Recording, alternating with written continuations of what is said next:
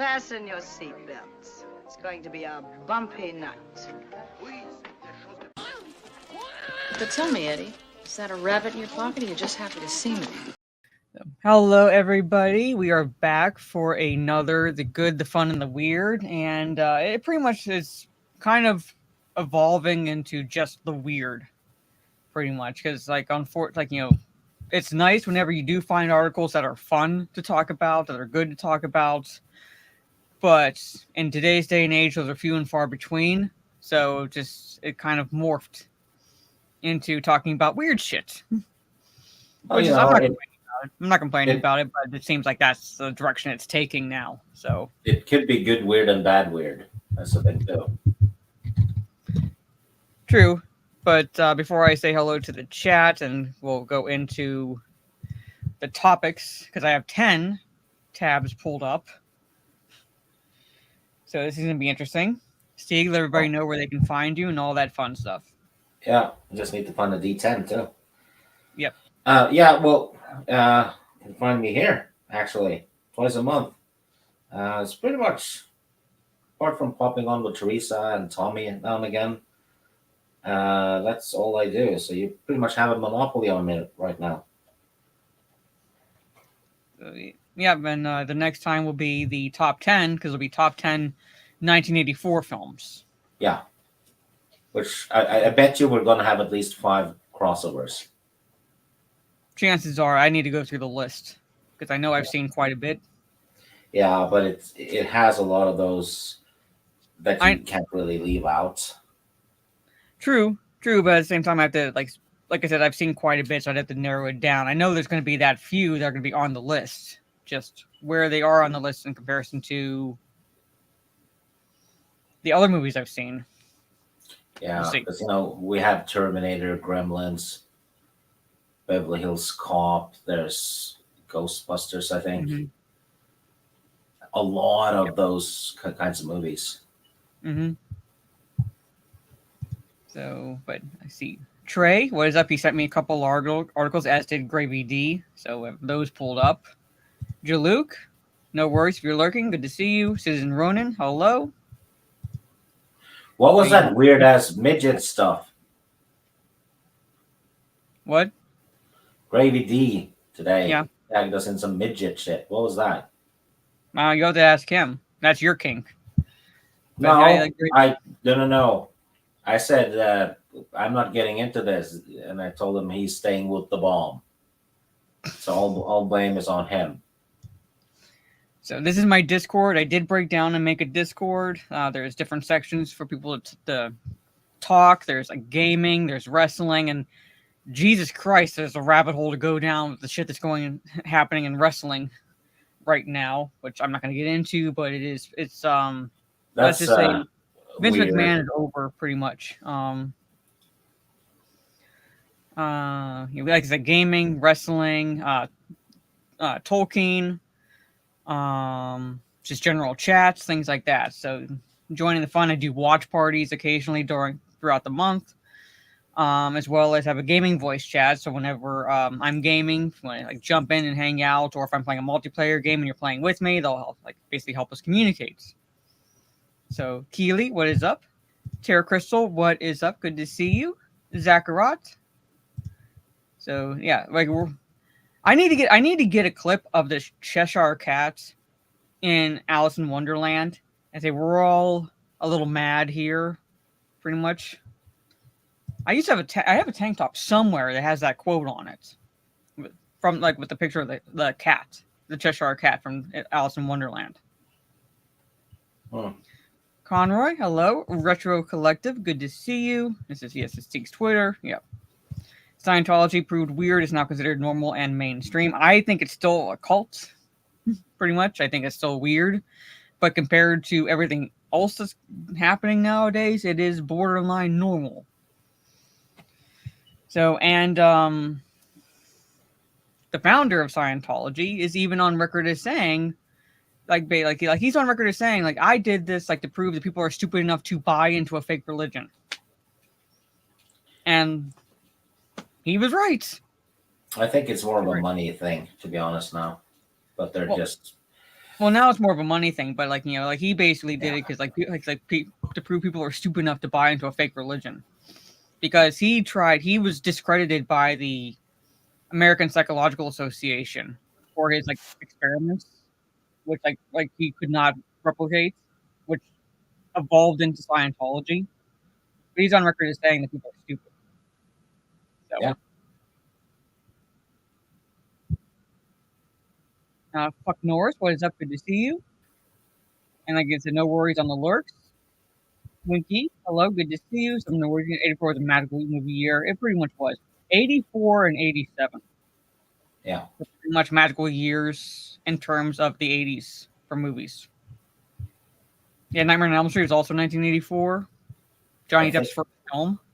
Karate Kid, maybe? Or was that 85? No, I want to say think it was- Karate Kid was 84. Karate Kid Part 2 was 86. Yeah. So I'd have to look it up. I want to say Karate Kid was 84. Was Back to the Future 84 or was it 85? That was 85.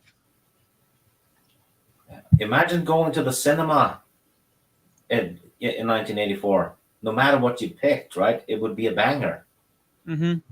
you know? This is my Twitch. I will be there at some point throughout the month. It's hard like when you're balancing certain like different streams. This is my throne. Yes, it's kind of like an Amazon wish list. So I do have a Gremlin figure on there, but I do have other things. So I have an eclectic taste. Discord. Plan to Discord conversation about wrestling sometime. I might have to. Now, granted, I'm just now getting back into watching wrestling, so I have no idea. And I can talk about what's going on now and what I used to watch before I kind of checked out, given the like Benoit shit and the stupid storylines happening. So might do something like that, or I just might just do a general Discord talk. But speaking of wrestling, You and Trey will be proud of me. I watched one of those Pokemon monster movies. I'm going to hurt you, Viking. Yeah, the best one, the one from 1998. I just finished watching it.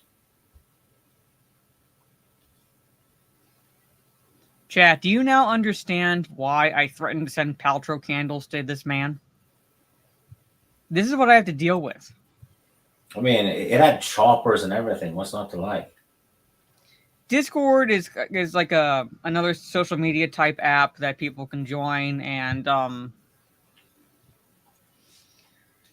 message like on different sections on servers, people's servers, and I have my own server.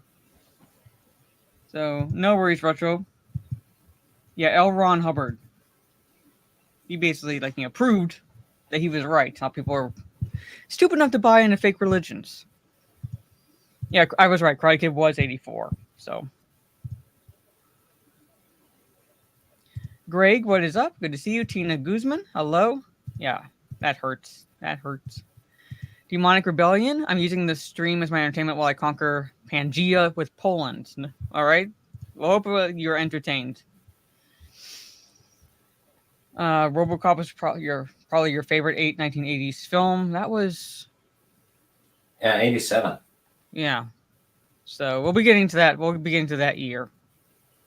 By the way, had to take a pause there, Tara, because life kind of happened. But I'm going to be getting back into it since I have to figure out doing a search that doesn't bring up things about whatever college the name is tied to and things like that. So, but anyway, so I have 10 tabs with news stuff and weird stuff open. So, as we normally do for those who are just joining in, Stieg rolls one die. This case is 10, so you just roll a d10 to see which article we cover first. Yep. Number 6. All right, got to count over. All right.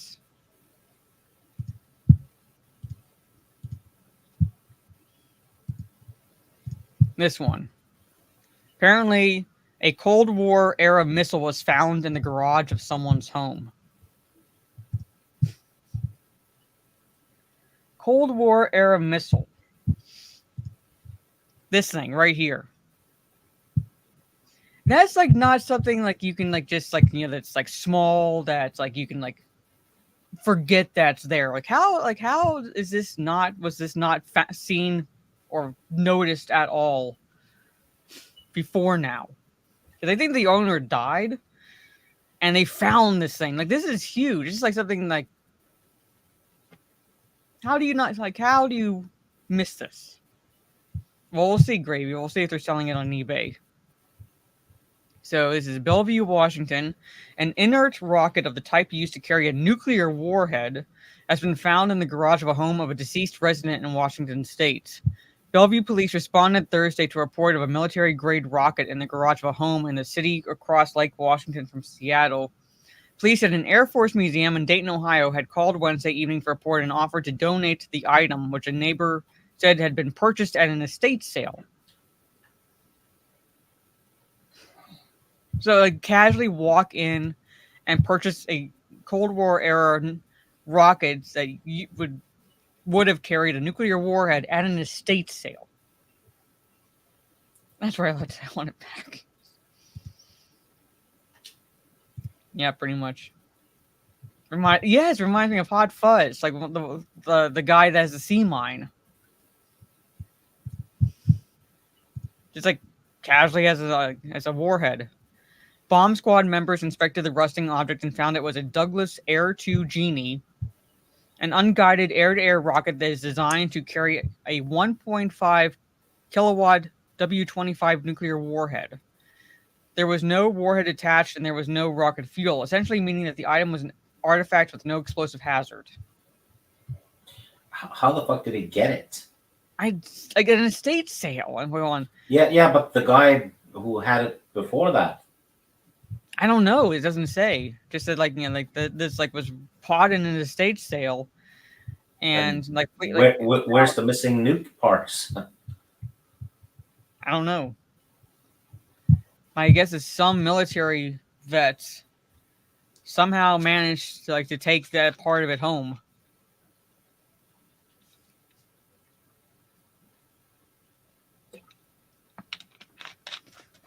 But I have no idea. But who could say that they found this? Not just a Cold War era missile, but one that would have carried a nuclear warhead.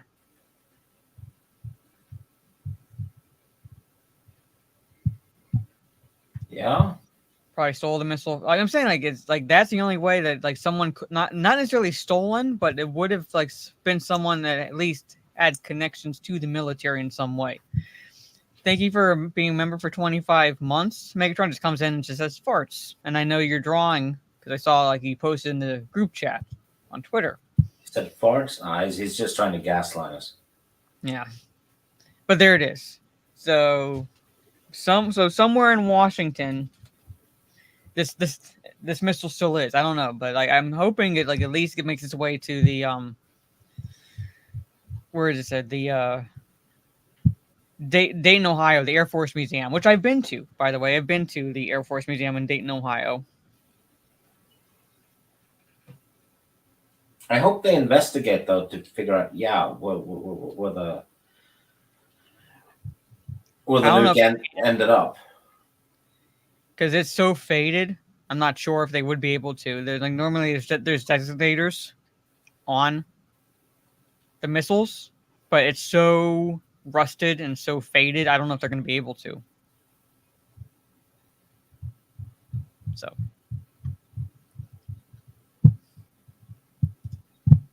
yeah, they're giving it to Ukraine.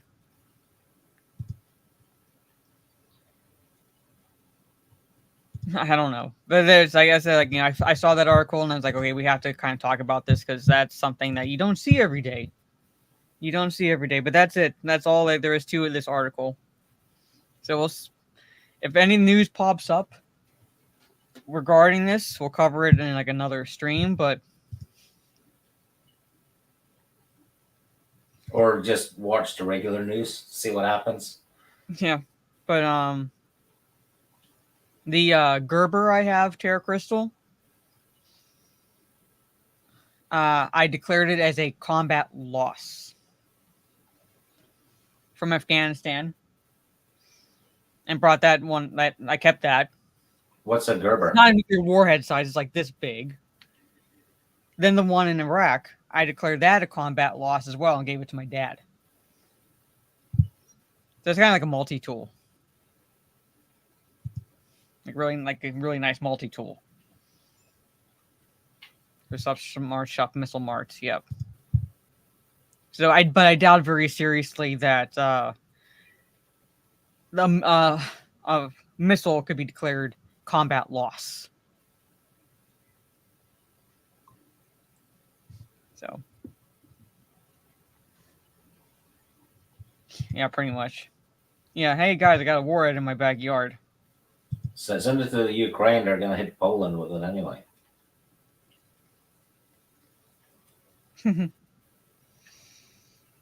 But yeah. So that's one article down. Let me just close that tab so we don't. 9 more to go. There's a kid on my street who had an inert WW2 bomb. All right. Number 3. 1, 2, 3. Meteor 1.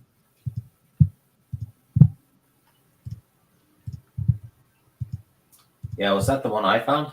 Yeah, I think so. The meteor that hit Earth 10 years ago may have been made by alien civilization.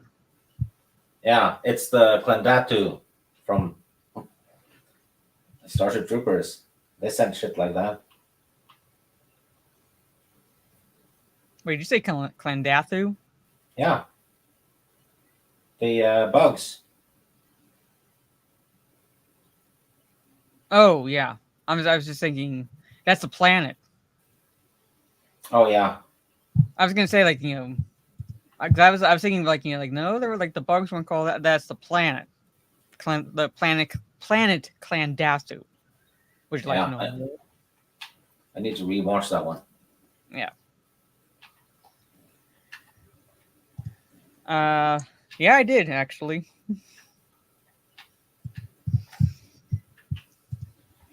Okay, a meteor that hit Earth a decade ago could be billions of years old and made by another alien civilization, according to an expert, after tests on fragments recovered from the Pacific Ocean.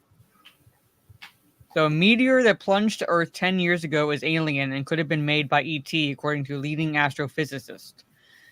Avi Loeb said tests on fragments recovered from Pacific Ocean suggest their origin is extraterrestrial. They could be billions of years old, having traveled to Earth from interstellar space outside the solar system, he said. The astronomy professor from prestigious Harvard University in the U.S., ranked number 2 in the world, debunked claims of researchers not involved in the mission that they could be human-produced coal ash. So, Avi said scientists in 3 separate labs had analyzed the makeup of 850 tiny metallic spheres and found they were unlike anything on Earth. So up to 10% of the fragments contained alien elements not seen in the solar system. They were a new class of differentiated elemental composition called Belau, which is a composition included beryllium, lanthanum, and uranium, which are found on Earth, but they were arranged in patterns that do not match our planet's alloys.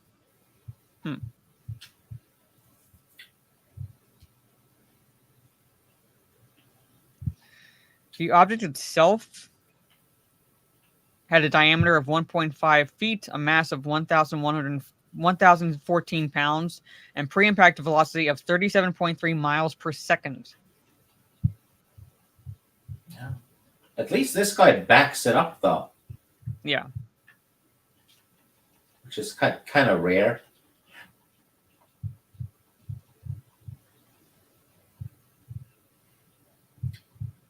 Reminds me in Predator 2 when they're studying the material the spear tip is made from. Doesn't show up on the periodic table. So, might not have been made by an alien civilization, but it, like, definitely. I mean, there's definitely solar systems outside of ours. Oh, Because hell space yes. is vast. Space is vast. There's it's pretty much infinite. Is it 4 million or 4 billion galaxies they've found so far? Yeah. So. Each with lots of solar systems in them. So this is like, at least it's like, basically Proof of alien metal, so at least. alien metal, and then like a different, like an alien form of, like, basically combining elements. It says, because he said right here that where is it? So, but they were arranged in patterns that do not match our planet's alloys.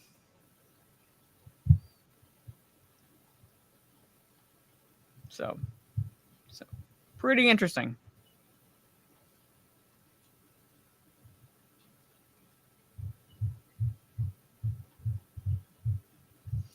Yeah, like without going like fully into the article. So E.T. sent a meteor to Earth. Yeah. It's an ETM, extraterrestrial metal. Could possibly be a UFO piece. I don't know. Like, there's no picture of it, so it's hard to say. Trey Courtney thought ET was short for extra testicle, not extraterrestrial.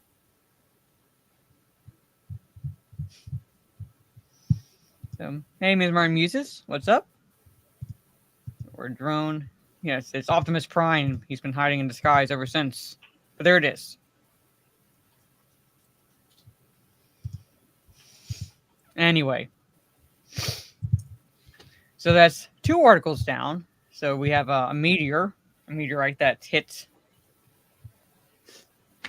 our planet that is very likely alien in nature. Is at the very least, it definitely did not originate in our solar system.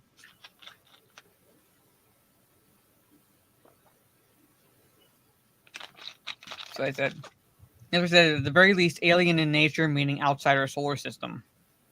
Yep. So that does not necessarily mean aliens created it and shot it at us.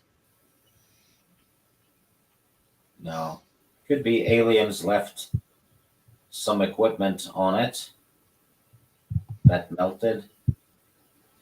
I don't know. Or it's just in the meteor itself. Perhaps. I mean, it's like, who's to say that the elements found on our planets like aren't found elsewhere? Yep. So. Anyway, number 8 for the next one. Number 8. All right. So 1, 2, 3, 4, 5, 6, 7, 8. Oh, this is like the cryptid one. What? If you close the one you've done, I'll roll a D8 next time, right? Okay, well, do you want me to just pick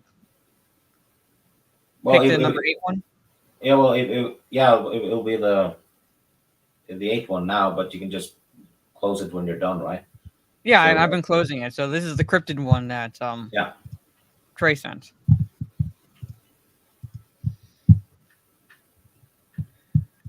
So, hello, Dinner Bells. So, I don't know. We don't. I know we don't have a natural defense against sun rays. I'm not sure about other animals.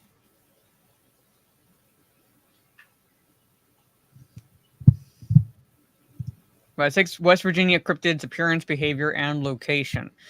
So if you're ever in West Virginia, here is 10 cryptids. All right. So basically, for those who do not know what a cryptid is, it's an animal that people believe exists, but there's no scientific evidence to prove it. Yeah. First up, Mothman, who's famously tied to tragedies. So if you see him, that's like people believe that a tragedy is soon to follow. Case in point, did it talk about the bridge collapse? Yeah. disaster was when a 1,460-foot suspension bridge collapsed in the Ohio River without warning, killing 46 people after the Mothman was spotted. So now I remember seeing the part of a program because there was a video taken of what people thought was the Mothman, and a zoologist believes it was actually an owl, because in the dark your perception is off when it comes to certain things, and owls can have the large wingspans. So for all we know, the Mothman could have been like owl sightings that, like, again, our perception is off because of how dark it is, the glowing eyes, things like that. So I'm just not saying to debunk it. I'm just saying it's a possibility. Bigfoot, Sasquatch, obviously we know. Flatwoods Monster. I've never heard of this one. So the Flatwoods Monster. This terrifying creature was said to have been found in the woods in the small town of Flatwoods, West Virginia. Sometimes called Braxy, the Flatwoods Monster was first spotted on the evening of September 12th, 1952. The monster is described as being 10 feet tall with a red hood-shaped face, glowing eyes, claw-like hands, and wearing a metal-like dress. The strange creature was witnessed when 4 boys playing outside saw a bright streak of light flash across the sky and appear to crash a distance away. When the boys brought their parents to investigate the crash, they encountered the monster in the woods. Okay, that's all there is to that. Doesn't say if there's any other appearances. Yeah, that one doesn't look particularly spooky. No. Snarly Yow. Alright, I've never heard of this one either.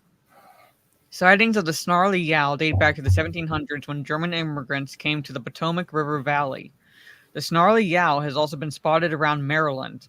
It's described as a furry, pitch-black dog-like creature with glowing eyes and a large, snarling mouth. Those who claim to have seen the Snarly Yow say it also has supernatural abilities. These abilities include appearing and disappearing out of thin air, surviving bullets, and being hit by cars. Surviving bullets means they think they hit it, but they didn't. Mm-hmm. Usually. I don't know. Yeah. Well, that one looks creepy. So Sheep Squatch. D&D idea right there. Oh, fuck. Holy shit, yes.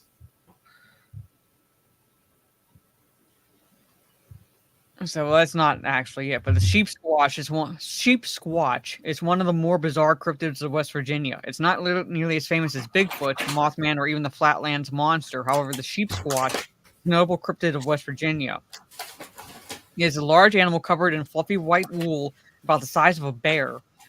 It sometimes walks upright like a human and sometimes on all fours. Additionally, it's all white and has a dog-like head, ram-like horns, and sharp teeth and claws. Sightings of the Sheep Squatch occur around the TNT area in West Virginia.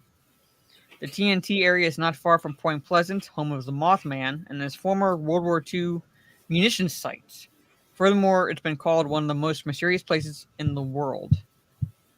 It's Mothman and Sheep Squatch.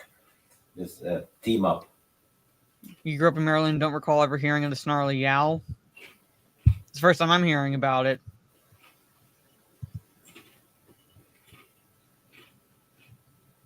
Yeah. Wampus cat. It should have spears for arms as well, just to make it even more fucked up. I hear the papers rustling, and that's not a good sign. The Wampus cat. The Wampus cat is a half dog, half cat cryptid often spotted in West Virginia. The creature is large, weighing up to 600 pounds, and can run upright or on all fours. The modern-day sightings of the Wampus cat are frightening. The folklore of the beast dates back to the Cherokees. Native Americans tell the tale of a brave Native American woman whose spirit lives inside the Wampus cat, protecting her land and her people. Damn, those Native Americans doing all kinds of shape shifting shit. They're the ones who were behind the killer turkey in the Thanksgiving movie too. They did turkey necromancy. Yep. So there it is. So if you're ever in West Virginia, these are the 6 cryptids. I'm not sure if there are any tours or anything like that, but you got Mothman, Sasquatch, Wampus Cat, Snarly Yowl, Sheep Squatch, and that's weird looking one. That's Flatwoods Monster.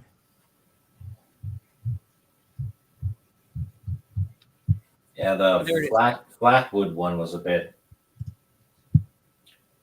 He doesn't say if there's been any other sightings. So it's like for all we know, it's just that one, and it's like a tall tale.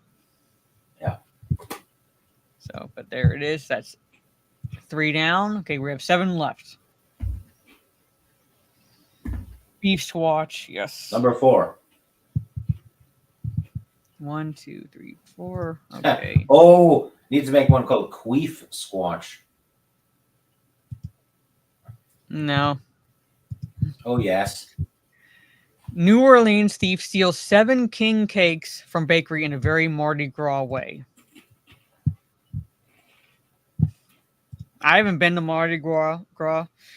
I have been to Louisiana. I have seen Bourbon Streets. But I think it was before Mardi Gras would have started. That cake looks good, though. Yeah, so basically, king cakes, with their purple, gold, and green colors and toy babies hidden inside, king cakes are a staple of Mardi Gras celebrations in New Orleans, but apparently they're also valuable enough to steal, at least this time of year during the carnival season. A thief stole 7 king cakes, about as many as he could carry, during a break-in last week at a New Orleans bakery. The thief also took cash and a case of vodka from the Bittersweet Confections last Wednesday, according to the police departments. Our king cakes are just that good, the bakery wrote on social media, but please come and purchase one during our regular store hours.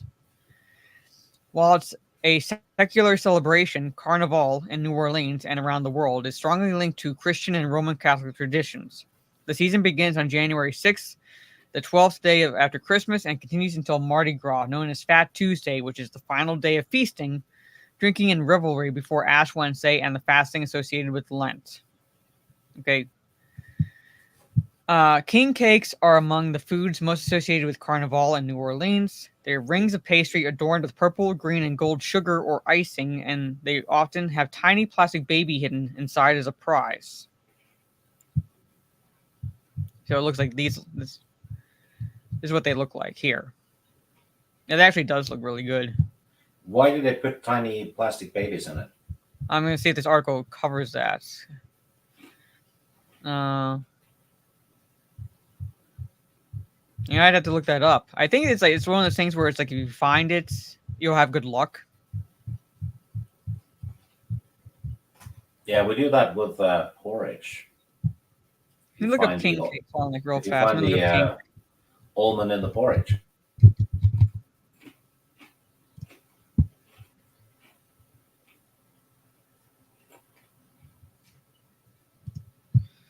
You see.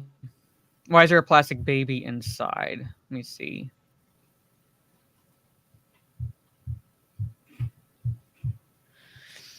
For cutting into a slice. Oh, God damn this ad. Cutting into a slice of cake and seeing a tiny plastic foot. Hold on.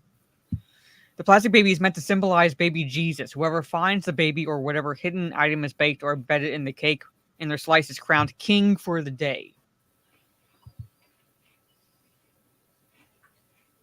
Most New Orleanians agree that getting the baby means that they have to provide the next king cake or host the next party. So celebrations continue throughout the season. That's what it means. Others believe it simply means good luck. A 2018 story from the Shreveport Times said that some people take the baby literally. One woman told the newspaper that finding it means you're the next one to pop out a baby. So it's either good luck or just you're king for the day, essentially, or you host the next party. That's what that means. But they look really good. Yes. Anyway, but a thief stole 7 king cakes. And so I got a kick out of this comment here. One wisecracker responded to the bakery's social media post with a tongue-in-cheek false admission that he was the thief. It was me. I'm holding all 7 babies hostage until I get a lifetime supply of king cakes from you every year. But that's it. So this man stole 7 king cakes, cash, and vodka. Yeah. Now I want to find a bakery that makes king cakes. But there it is. So yeah. King cake stolen, ladies and gentlemen. It was me, Austin. Yes, it was me, Austin. But there it is. So that's... I'm going to close that article. So now we have 1, 2, 6 left. 3. 3? All right. Yep. We'll do 3.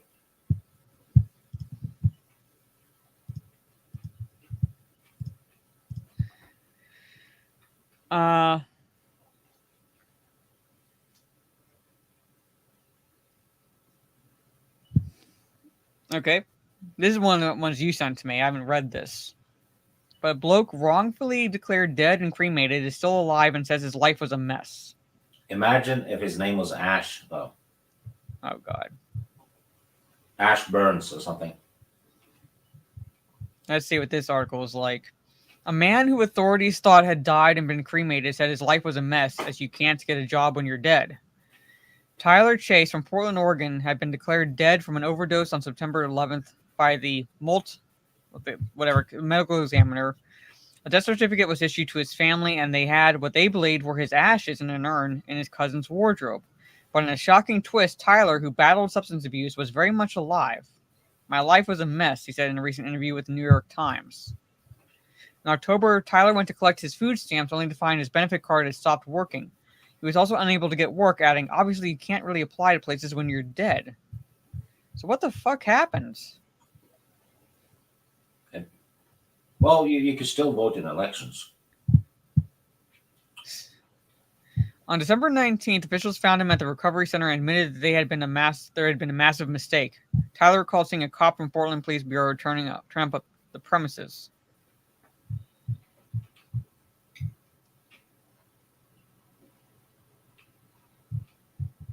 How do you make that mistake? Oh, a man who stole Tyler's wallet at the recovery center was actually the one who died. Medical examiners had used a temporary identification card from his wallet to identify the deceased, mistakenly concluding that the dead body must be his. So they find a paper ID of me that's smudged and everything, and they were like, that's Tyler John Chase. So they put him down as me, and then they notify the family like protocol. So basically, they have the ashes of a man who stole his wallet. So rather than actually like having the family ID him, making sure through dental records and everything like that, no, they're just like, oh, this checks out. And so now this 23-year-old can't get a job or anything like that because he's, well, at least right now, he's been declared legally dead. And they're like, never find out who stole his wallet. Well, he's dead anyway, but yeah. So basically, so they didn't follow proper protocol. Also, good bit of karma for the guy who stole his wallet. Yeah. But it is. You know, if he's declared dead, will his debts and criminal records be wiped away as well? Well, it didn't say that he had a criminal record. But let's say whatever debt he had would be essentially cleared. So, and he never had to pay taxes, right? He's legally dead. I'm assuming that like he can change it, but like with the government, it's a long, painful, dumbass process. I guess he can also sue. Probably could, yeah, because Lost income and all kinds of stuff. His life is now public as a result. his life of is now that. public. He can't get a job, pretty much. So if he can't get a job, then like he's gonna sue and like find a way to get benefits because that's the only way he'd be bringing any money in. Yeah.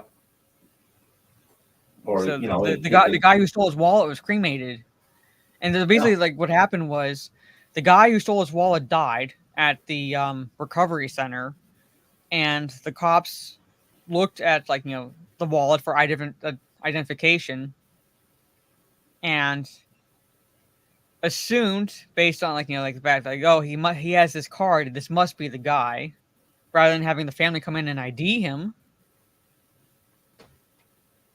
No, they just cremated him,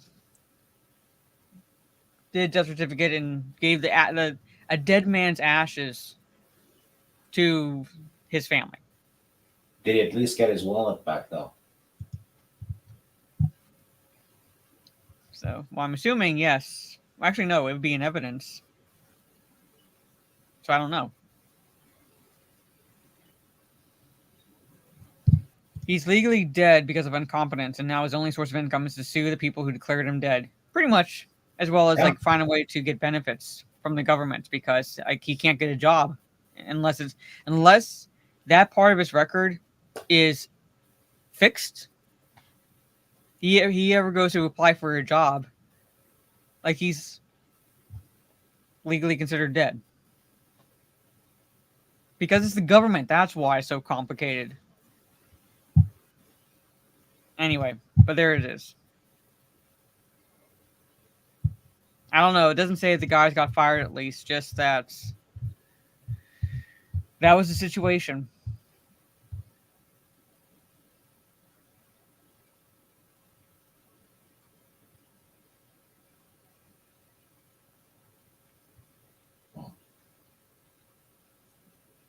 This is paper ID, which doesn't necessarily mean there's a photo.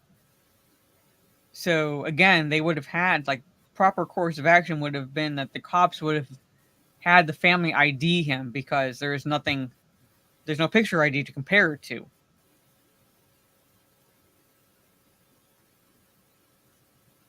But they notified the family, but they never had the family come in and ID him.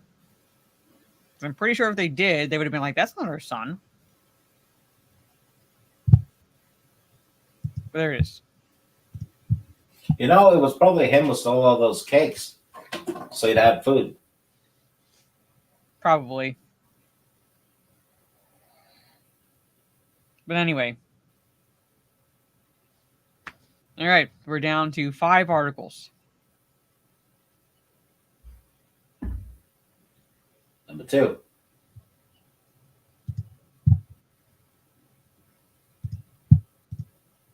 This is one of the ones you sent me as well. I was part of CIA's psychic experiments and saw 10-foot humanoids in pyramids on Mars. Yeah, I thought that was rather amazing. I mean, the headline itself. And the CIA did a bunch of fucked up shit. So one of the strangest stories to come out of the Cold War was the CIA's Project Stargate, an attempt to use psychic powers to spy on Americans' enemies, but one experiment was even stranger. So a former CIA operative who was part of the U.S. spy agency's experiments in remote viewing claims to have seen a giant humanoid alien sheltering in a pyramid on Mars. The beings, described as around 10 feet tall, appeared to be taking refuge from some massive disaster that took place. That should be place, not planet, on the Red Planet over 1 million years ago.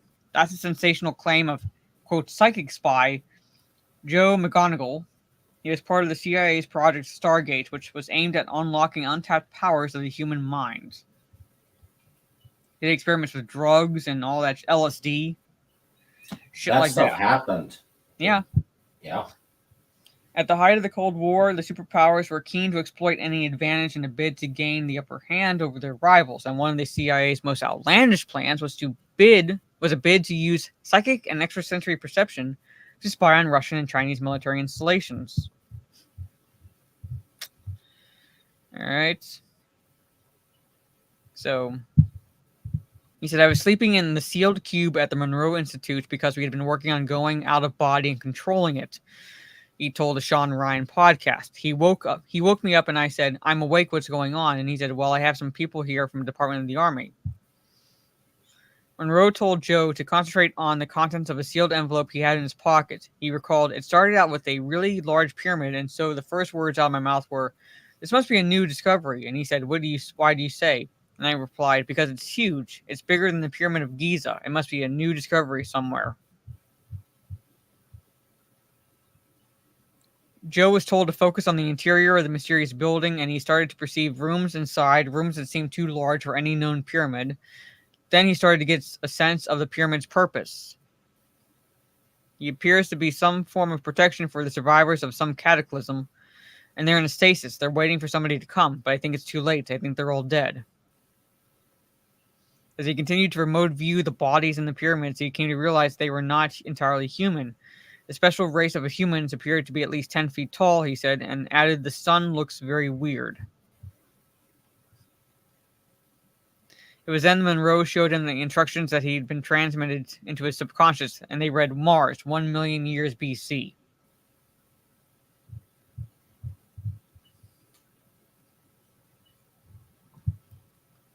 All right.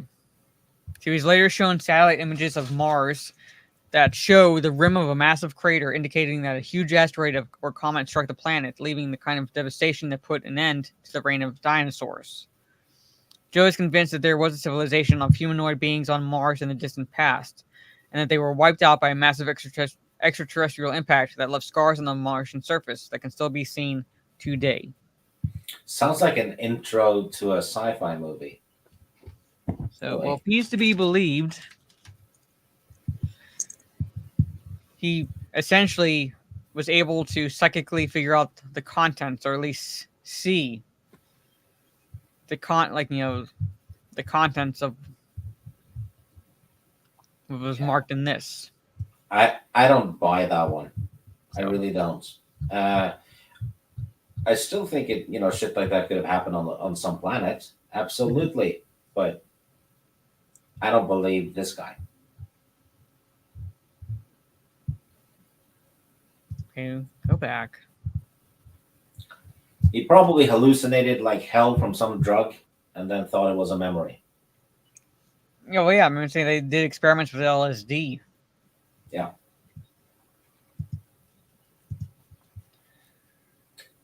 No, it says that there was a crater impact similar to the one that wiped out the dinosaurs here. Like, that's how big it was. So they didn't say dinosaurs were on Mars, just that there was a crater made big enough that it basically compared to the one that hit Earth. Yeah. So you get your ass back to Mars.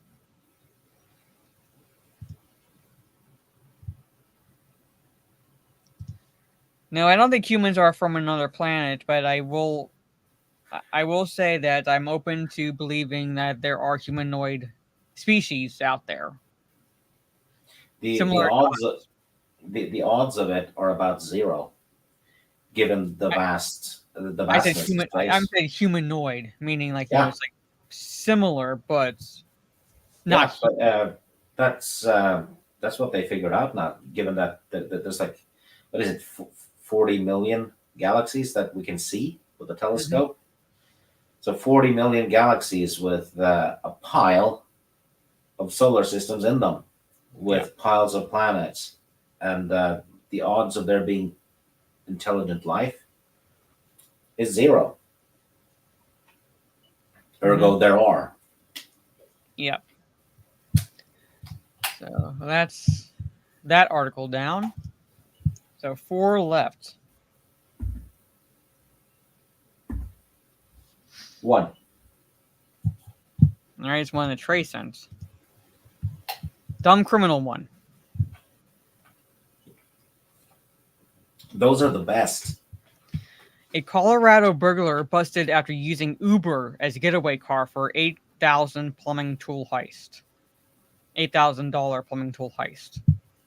Holy crap. So he used an Uber as a getaway car.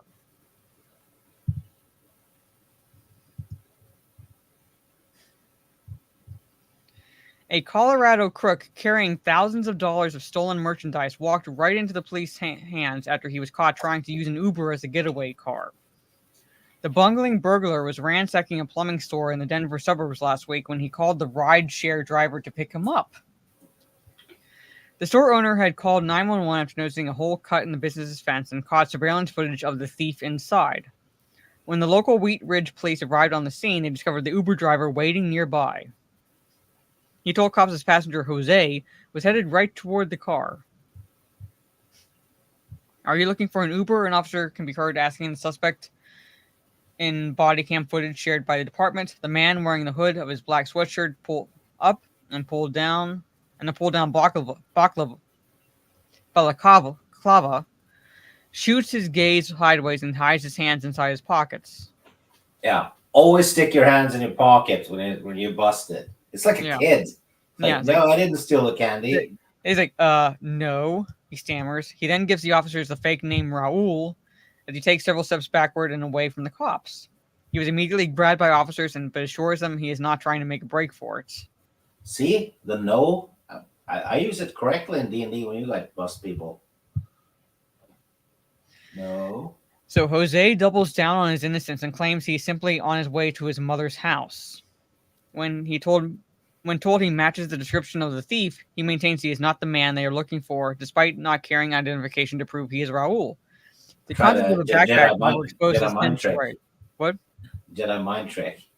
Yeah. I'm not the man you're looking for. So basically, the backpack he was carrying had the tools in it, and they found more than $8,600 worth of electric tools in this backpack.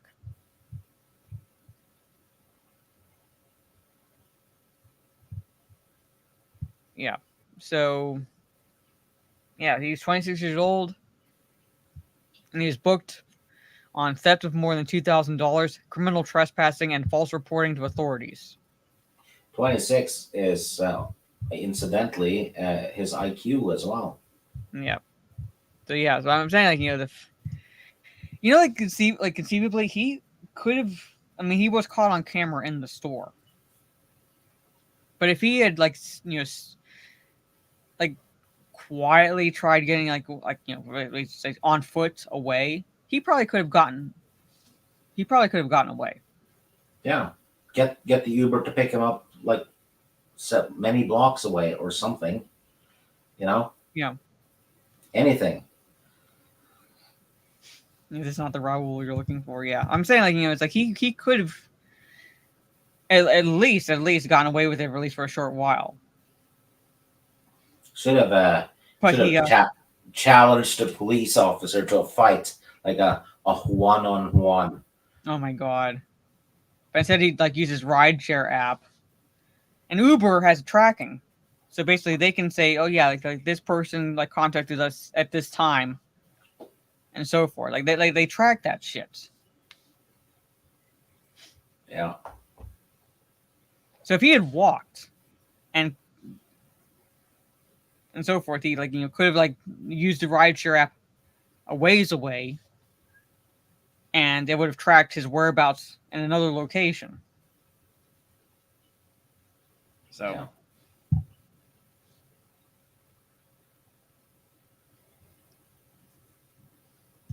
Well, the driver will probably notice it, but he never made it to the car because the cops saw the Uber driver first, and then they saw the guy walking towards it, who conveniently matched the description of the person they were looking for. So, but there it is. We have 3 more to go. 2. All right, this is one Gravy sent. He didn't even make it to the car.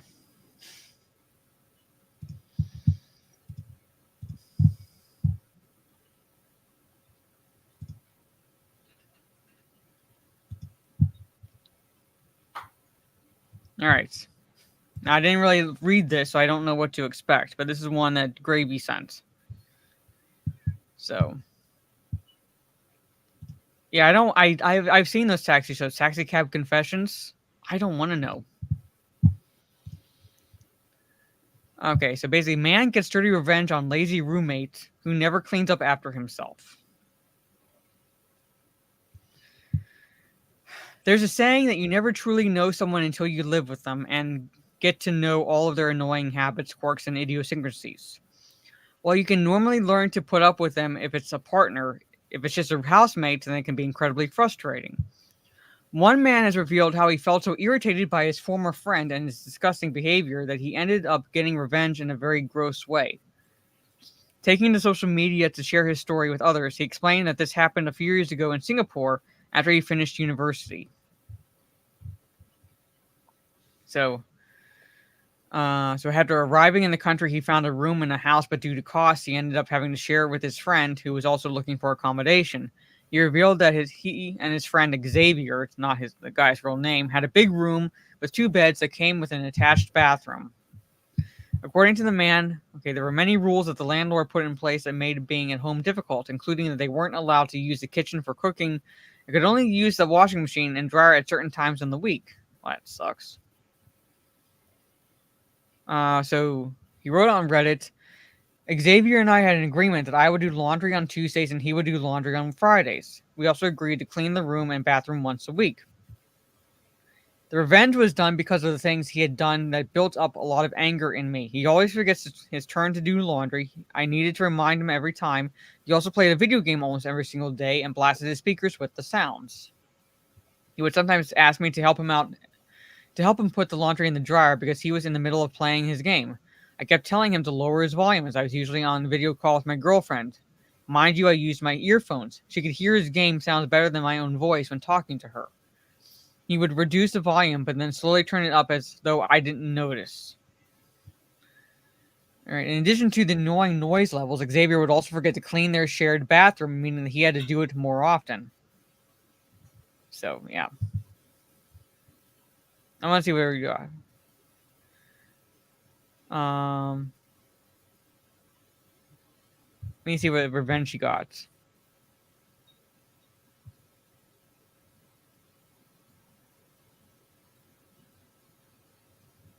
Okay. Remember how I came from the gym all sweaty? I took his mug, shoved my sweaty, grimy dick and balls in it, and twisted the whole mug and with my dick and balls in it, twisting and turning for a good 10 seconds. I then put the mug back where he'd left it. After that, I had the best shower ever. Later that evening, I'm glad it was an actual mug, not his mug. Yep. Later that evening, the 2 men decided to go out for dinner, and on their way back, Xavier asked his roommate if he wanted to try a new beer. Continuing with his story, he went on. I agreed, and so we bought 2 bottles of beer and headed back. We got into the room, and I got my mug, which is always clean and ready to be used. I popped my beer bottle and poured it into my mug. Then I wanted to cheers with him. Xavier went to the bathroom, picked up his mug, looked at it for a second, and brought it out. I felt a little bad because I'd rimmed my ball sweat with it, and it was also sure as shit he hadn't washed it yet. So I gave him a chance, asking if he wanted to wash it first. He shook his head and poured his beer into his mug.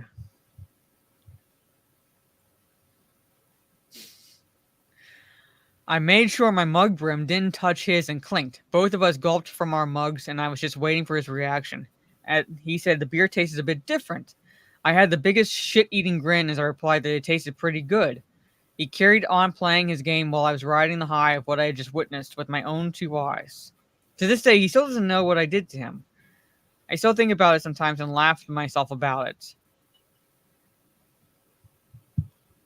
I picture the guy reading the article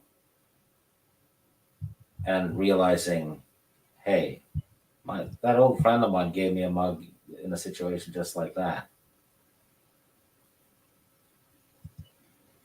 So that's how he got his revenge. I heard about one guy who locked himself in a guy's bedroom and jacked off on his pillow. Yeah.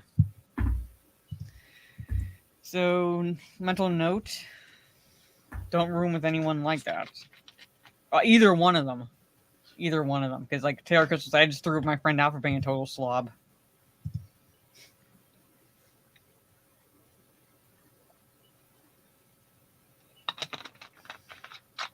Yeah, seems kind of gay.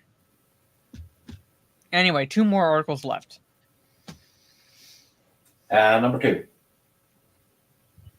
All right. This is the second one Gravy sent. It says more like those pictures, like, which one do you see first? They both are horrible roommates, yeah.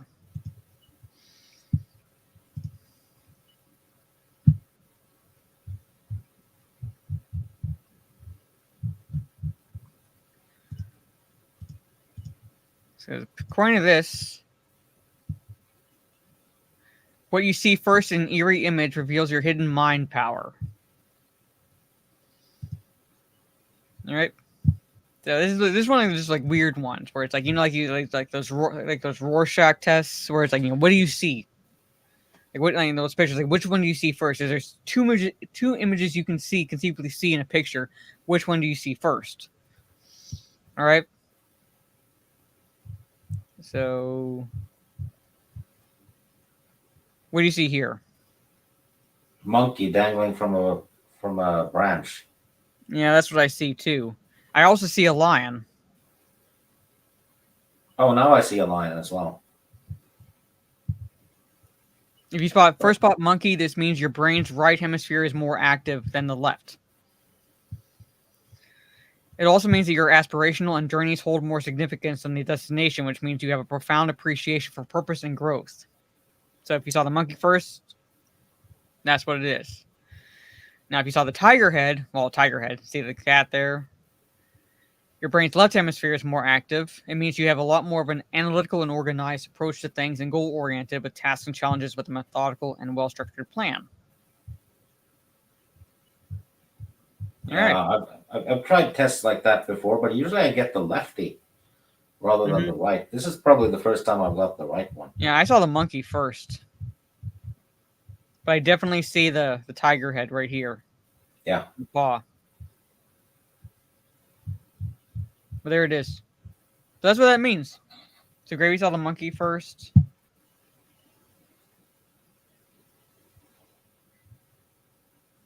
So True, but like I see where the other image is as well. So that's kind of like the Rorschach test. So you thought ballerina first the whole image, yeah. What if I saw a tiger eating the monkey's head? Well, kind of is. Yeah. So.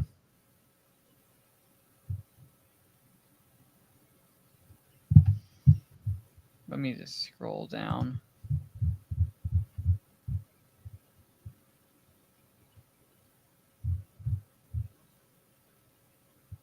See, there's the monkey. There's the tiger.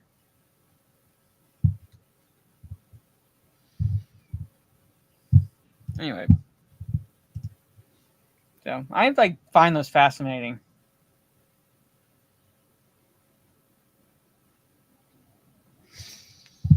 So, I have one article left.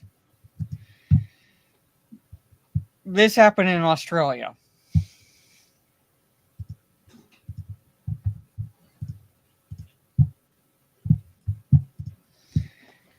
A toddler gets stuck after climbing into a claw machine looking for a toy in an Australian shopping mall. I'm wondering how big the opening is or how small this kid is that he's able to fit. Maybe it was a pygmy. Well, there's the kid. No. Oh, it's in Queensland. All right. That's where Mazza is. Australian police came to the aid of a 3-year-old boy after he became trapped inside a claw machine at a suburban shopping mall. Video of the unusual rescue Saturday was shared on social media by the police on Thursday. It showed the toddler sitting inside the glass-walled box filled with plush toys, blissfully unaware of his predicament. The boys. You know what? You know what they should have done when they wanted to rescue him? Use the claw and try and grab him with the claw. Let's see what they do. The boy's father, Timothy Hopper, said his son had disappeared into the claw machine's prize dispenser and inside it in a split second. I doubt that very much. I had zero chance to react to it. It was unbelievable how fast he climbed up there. I doubt that very much. The video then shows the officers and the boy's parents encouraging him into a safe corner at the back of the machine and to cover his eyes while the police shatter a glass panel to free him unharmed. So. And he actually got a prize from it too, which means he's going to do it again. Yeah.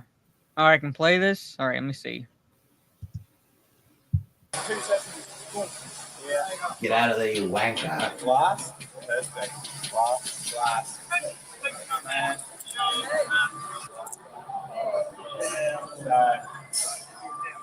Yeah, if he was at that back corner, if he goes to that back corner, go to that back corner. Go over no, to that corner over there. Go to mum. Go to mum. Go to mum. Cover his eyes. Yeah, get in your face. Yep, and cover his eyes. No, Ethan, cover your eyes. Hide. Just sit his head on. He's face on it. Yeah. He's peeking. You ready?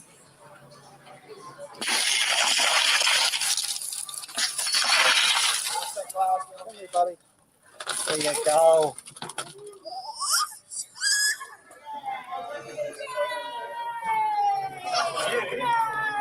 You want a prize. Which one do you want?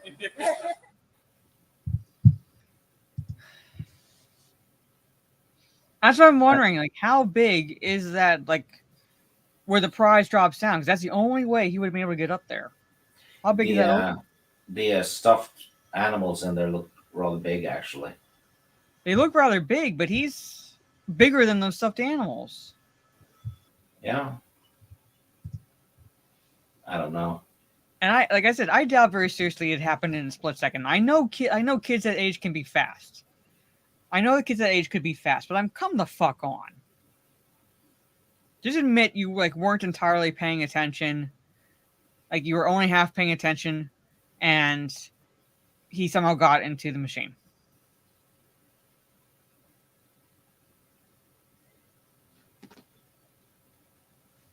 That's what I'm looking at that going, there's no way it would happen in a split second. No way it happened that fast.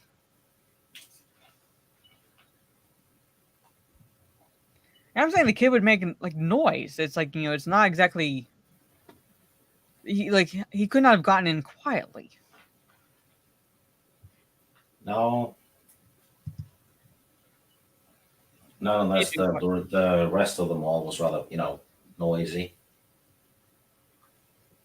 So even then, as goes back to my that you were only half paying attention to your kid. Because I figure if you were paying attention to your kid, you would have been able to stop him before he got in there.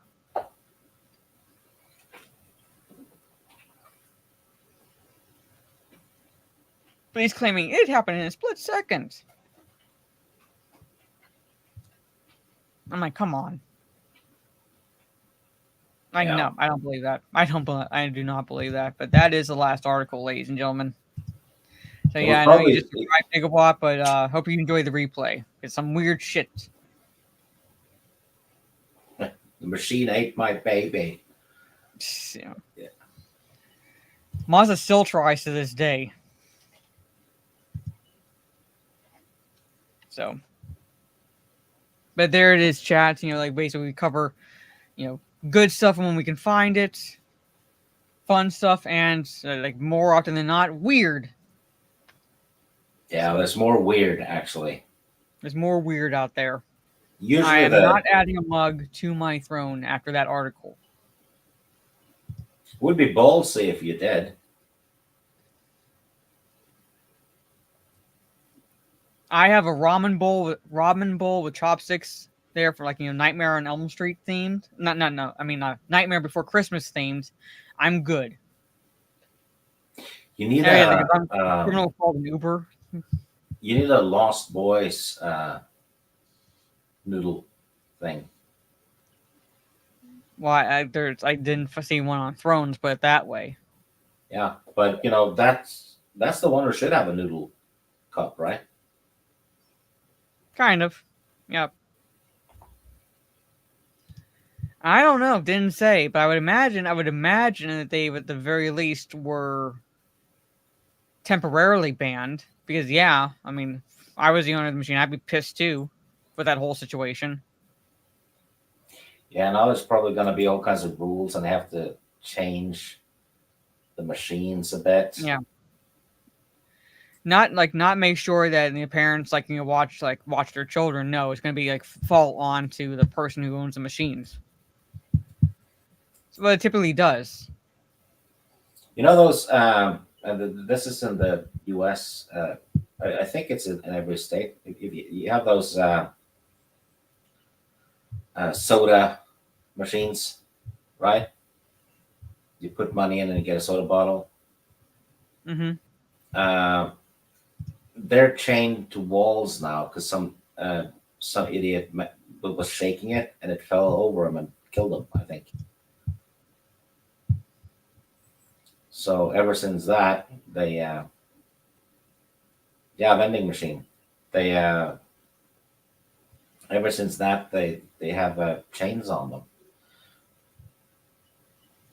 Yeah.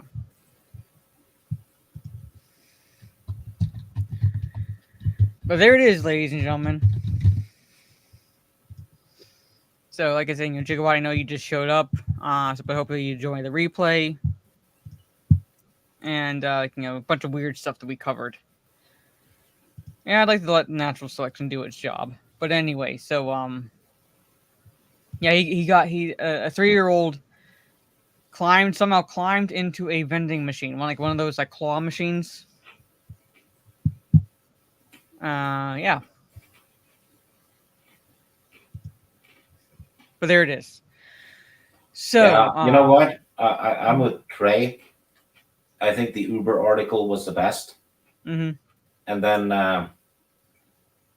the Mars thing, because it's so far out there.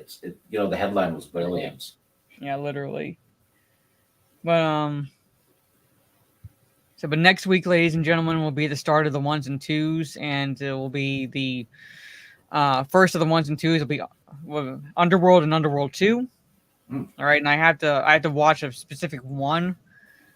That Orange, I have to watch the director's cut and things like that with deleted scenes. So I gotta find. It can't just be the theatrical cuts. And yeah, the singles. Basically, what we're gonna do is in a way, I did not intend this actually, but in a way it works out, ties into the original versus reboot theme he has this month. And we're going to, for singles, watch the original My Bloody Valentine and then the remake for My Bloody Valentine. Kind of like Valentine. Is that the one where is that the one with the minor? Yeah. So 5, I'm going to say. There's 5. Yeah. One of them's a prequel. Yeah, that's the Rise of the Lycans. Yeah. They're in basically taking setting monster film, basically vampires and werewolves or lycans as they're called, and it's into an action movie. Yeah. Almost Matrix-ish. Yeah. Sort of. But yeah, so it's Underworld and Underworld 2.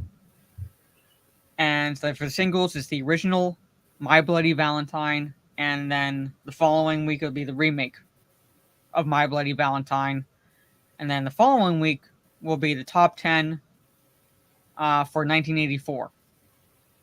Yeah, so in 3 weeks. Yes. So no, 4 is a month. No. So But see, Yeah. you know, like it's like, well, before I give my outro, let everybody know where they can find you and all that fun stuff. Well, right here for the 1984 one. That's the only thing I have planned. Hmm. Other than that, it's random. All right. And yes, my. Fortunately, I have to keep posting the Discord link because it only lasts 7 days. Like the link only lasts 7 days, which makes absolutely no fucking sense. So yeah, but I'm going to try to do a watch party tomorrow, since I'm not doing a normal stream of the WrestleMania press event at 7 p.m. Eastern tomorrow evening. Then Saturday, and then Friday, I'm gonna do a watch party. I'm thinking of like Evil Dead 2, because that's only like, as Trey pointed out to me, it's only an hour and a half roughly. So watching Evil Dead 2 watch party on my Discord.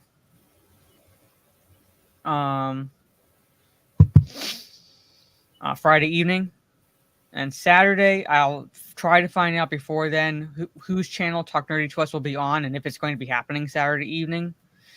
So I'll let you all know. So if it's not happening Saturday, I'll try to do a gaming stream Saturday evening or something like that, or maybe even another watch party, depending on how tired I am. If Talk Nerdy to Us happens Saturday, then I'll try to do a gaming stream Sunday evening. So you're welcome, Don Ranger Powered. So yeah, it's kind of like a horror comedy, essentially a soft reboot. So, but there it is. So yeah, so a stream either way will be happening either Saturday or Sunday, whether it's Talk Nerdy to Us or a gaming stream. I don't know. I'll hopefully know for sure by no later than Friday. So we'll see. Steph is seeing Argyle. So if we do the stream, she might want to talk about it, because I don't know what her thoughts are on the movie just yet. So, but anyway, thank you, ladies and gentlemen, for hanging out with us. I will see you all tomorrow on my Discord if you're part of my Discord. Hopefully for the watch parties, and then at some point either a gaming stream or YouTube stream this weekend. So yeah, I'm wondering what she thinks too. But take care, everyone. Have a good rest of your day or evening, depending on where you are in the world, and we will see you in about 3 weeks for the top 10 1984 films. And I'll see you next week for the singles and the ones and twos. Peace.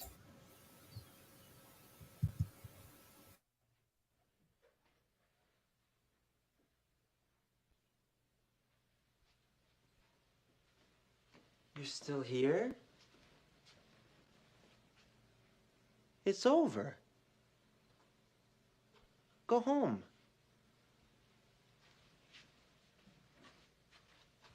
Go.